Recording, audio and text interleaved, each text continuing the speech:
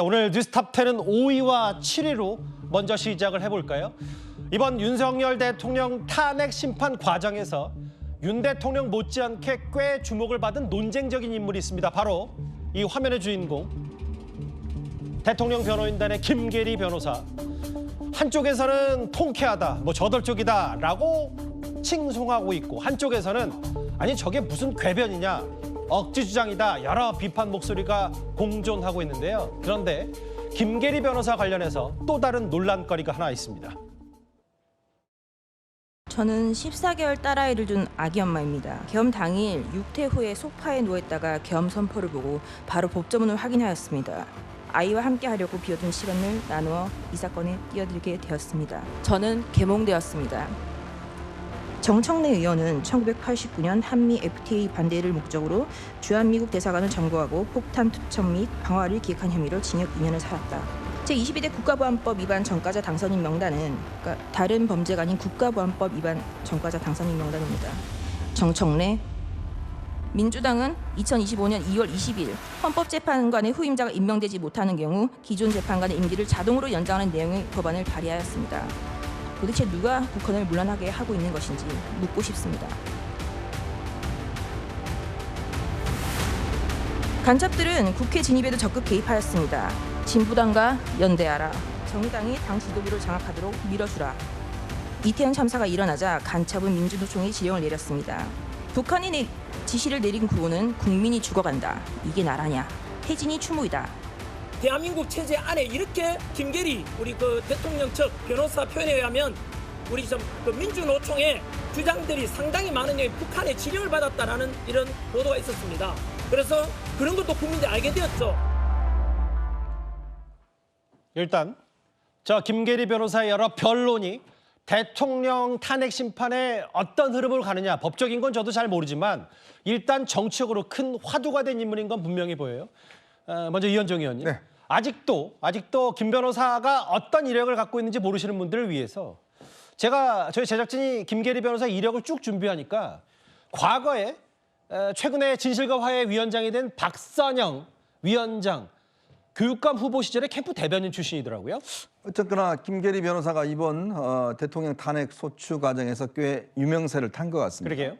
여러 가지 어떤 발언뿐만 아니라 당시 윤석열 대통령이 이제 제지함에도 불구하고 문용배 소장에게 적극적으로 또 어필하는 장면들이 아마 방송을 타면서 꽤 유명세를 탄 것 같은데, 김계리 변호사는 검정고시 출신입니다. 그러다 인하대를 이제 입학을 해서 사법고시를 봐서 연수원 47기로 이제 하고 있고요.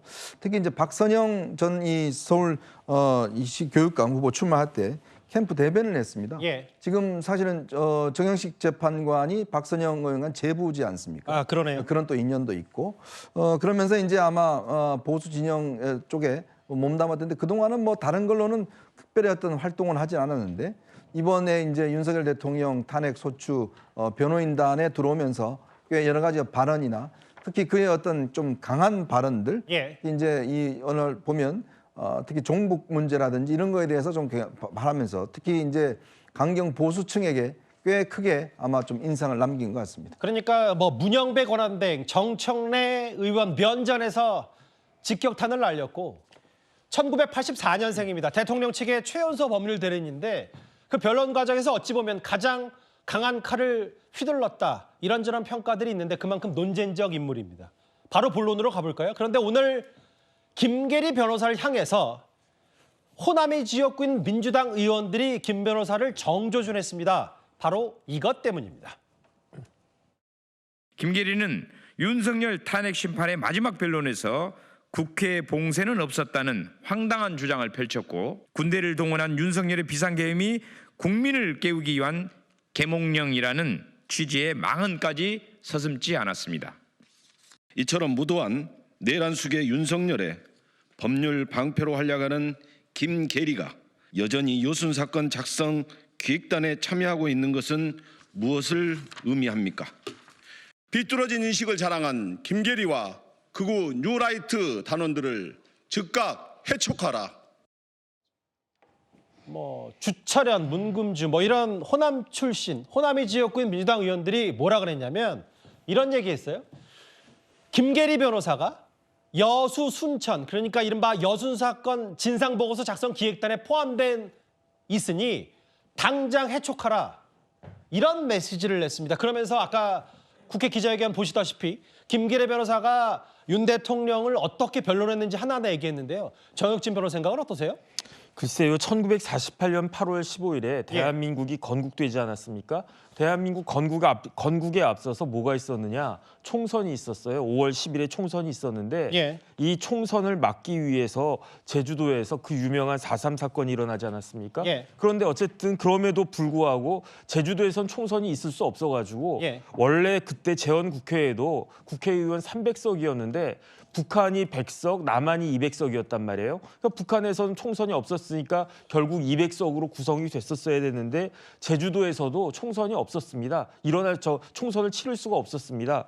그래가지고 198석으로 재헌의회 성립되고 8월 15일에 그 이제 대한민국이 드디어 건국이 됐는데 그리고 나서 딱 2달 뒤인 10월 19일에 그때 이제 여수에 그 뭐가 있었느냐, 우리나라 국방 국군 제14연대가 있었는데 제14연대로 하여금 제주도에 그 4.3 봉기를 진압하라고 제주도로 보냈는데 그때 14연대가 봉기를 갖다가 일으킨 겁니다. 그래서 여수 점령하고 순천까지 점령해가지고 그래서 1948년 태어난 지 그 2달 만에 진짜 대한민국이라고 한 나라가 어마어마한 위기에 봉착하게 된 게 그게 여순 사건 아니었습니까? 그런데 물론 그걸 통해 가지고 많은 뭐 빨치산들도 생기고 그랬는데 그 과정에서 민간인 희생도 많았단 말이죠. 그래가지고 몇 년 전에 법이 생겼는데요. 그 법이 뭐냐면은 여수 순천 11구 사건 진상 규명 및 희생자 명예회복 특별법이라고 하는 게 생겼어요. 그래서 거기에 있어서 명예회복위원회, 명예회복 실무위원회 이런 것들은 법에 다 나와 있는데 지금 김계리 변호사가 소속이 되어 있다라고 하는 뭐 구체적인 내용을 작성하는 그 기획단이라고 하는 거는 법에도 있는 내용이 아니고 그냥 그 만들어진 그런 그 조직인 것 같은데 거기에 김계리 변호사가 그 관여한다라고 해가지고 그게 그렇게까지 잘못된 것인가? 저는 그건 잘 모르겠고요. 만약에 그 기획단에서 이런저런 뭐 이렇게 보고서가 나오지 않겠습니까? 그 보고서 내용이 조금 이상한 내용이다. 그렇다라고 하면 저 지금 보는 것처럼 거기에 대해서 비판하고 뭐라고 지적할 수 있을 것 같은데 아직 내용도 나오지 않았는데 벌써부터 저런 이야기하는 것은 조금 과한 것이 아닌가 그런 생각 듭니다. 그러니까 화면을 보면 국회에서 이 기자회견을 자처한 호남이 지역구 민주당 의원들 얘기는 윤석열의 변호사 김계리가 여순 사건 작성 기획단이 웬 말이냐라는 건데 그 서영주 대변인. 뭐 김계리 변호사야 뭐 어떤 정치적 성향, 이념적인 건 모르겠는데 이름을 올렸다고 이렇게 비판하는 게 맞냐 뭐 이런 거 같아요. 정혁진 변호사의 비판은. 김계리 변호사의 이런 그 헌재의 재판의 과정 속에서 드러낸 그 역사인식. 그리고 좀 대한민국의 상식과는 좀 벗어난 어떤 발언들 계몽되었습니다. 우리가 참 놀랐어요. 계몽이란 말은 저기 왕조 시대에 무지몽매한 백성들에게 뭔가를 가르쳐주기 위해서 쓰는 역할이었는데 그런 단어였는데 대한민국의 국민으로서 계몽되었다라는 말을 하면서 지금 헌재에서 법률 대리를 하고 있단 말입니다. 근데 저런 분이 지금 대한민국의 2021년에 제정된 여순 사건에 대한 어떤 진상조사를 위한 특별법에 참여해서 기획단을 한다. 한번 판단을 받아볼 만하지 않을까요? 그래서 충분히 정치권에서는 김계리 변호사는 뭔가 이 기획단의 위원으로서 정상적인 역사적인 판단을 할 수 있는 범위를 벗어났다라고 비판을 받고 있는 것 같아요. 그러니까 지금 보면은 뭐 간첩들이 국회에 진입했다. 이태원 참사 일어나자 간첩이 민주노총에 지령을 내렸다. 지금 1948년부터 지금 61년 박정희 시대, 80년 전두환 시대 이때가 거의 이제 말하자면은 간첩, 반공, 메카시즘을 가지고 정치에 이용했던 그런 역사적인 우리가 현실을 갖고 있어요. 그런 거를 지금 2025년도에 헌법재판소에 가져와서 신메카시즘을 얘기하고 있습니다. 알겠습니다. 그래서 제가 봐서는 김계리 변호사는 제 개인적인 판단이지만 대한민국의 어떤 합리적인 지성으로서는 많은 영역에서 벗어났기 때문에 저는 뭐 솔직히 이 탑10에서 주제로 다뤄서 지금 얘기를 하지만 주제로 다룰 만한 그런 인물도 아니지 않을까라는 개인적인 생각을 가지고 있죠. 개인적인 생각이에요? 그렇습니다. 간첩은 민주노총에서 지령 내렸다. 아예 전환기 씨는 최근에 김계리 씨를 추켜 세우는 모습도 있었는데 다음 화면을 볼게요.